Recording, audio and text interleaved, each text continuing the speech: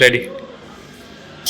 ইয়ারুল ইসলাম ভাই তাই আপনার সাদিক ট্রাভেলস বরমজান চতুর্থ শাখা থাকি তার কাতারর ওইগুলি ভিসা আপনার মাধ্যমে প্রসেসিং করাইছেন ভিসা তার মেন পাওয়ার তারপরে টিকিট প্লাস তার পাসপোর্ট আমরা মাধ্যমে তাই প্রসেসিং করাইছি। এখন আপনার অনুভূতি কিতা ভাই কাজর কিতা মান ভালো হয়েছে কীরকম কিতা?